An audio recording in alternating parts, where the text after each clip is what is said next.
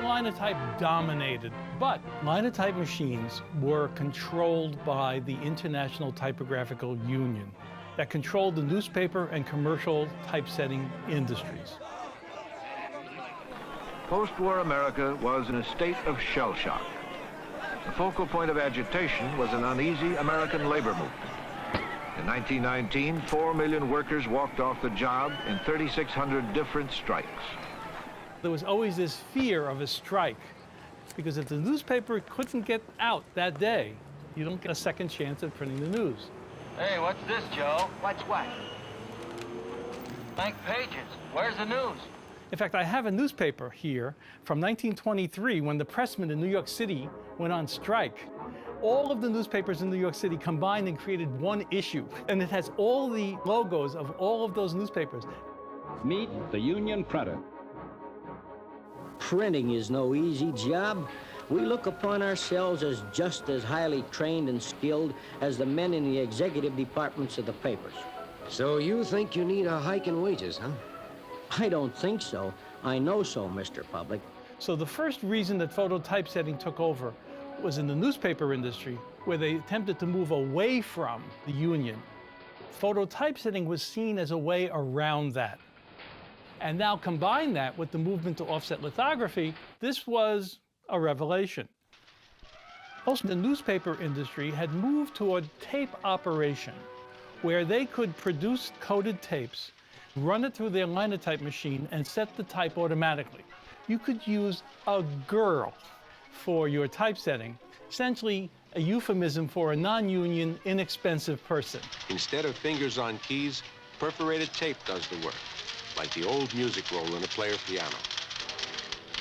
Automatic, high speed, powerful, accurate, never gets tired, never gets sick. Light is magic. There is magic in the way it is created, in the way it travels, the way it behaves.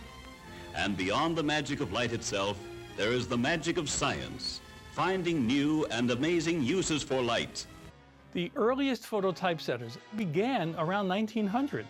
In fact, it was discovered in the 1920s, but didn't come into use until the 1950s because of the unions more than anything else.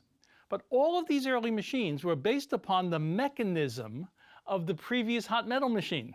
And they were kludgy. They were mechanical, they were erratic. No one really bought them.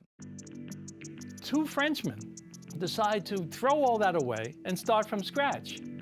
And they read a paper written by Dr. Eggerston at MIT on stroboscopic printing.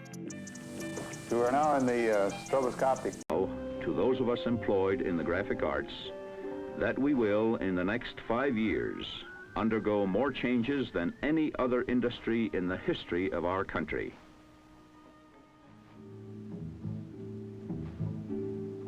When I first started typesetting, it was a male-dominated field. There were hot typesetters, and they were all gentlemen. And there were some of us new gals that would come in, and we were wearing skirts and that sort of thing. We were not well received. But we were the cold type department, and that just was infringing on their trade. And so there was a little bit of animosity there. I mean, we were in awe of them because of their abilities and their talents, but they weren't so crazy about us. They did the same work we did, and they were paid double what we were paid.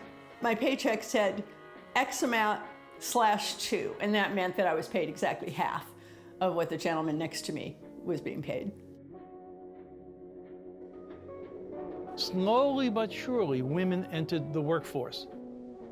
In our shop was primarily women. And the reason for that was the New York typographic industry was primarily union men. We were an open shop or a non-union shop. The men operated linotype machines. Cold type machines was essentially glorified typing to them, and so they didn't want to do it. People that knew how to type and knew how to do this that were excluded from the other shops gravitated to the open cold type shops. So it was probably 80% women.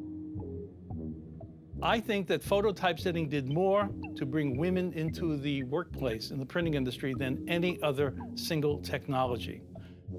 Here's another nebulous, intangible area of know-how. I won't use the word creativity here. It's a little overdone. Everybody is creative nowadays. So let's be a little more down to earth and talk about professional art experience and ability. Art ability? Thank you. Art ability and good old-fashioned imagination. The huge difference was in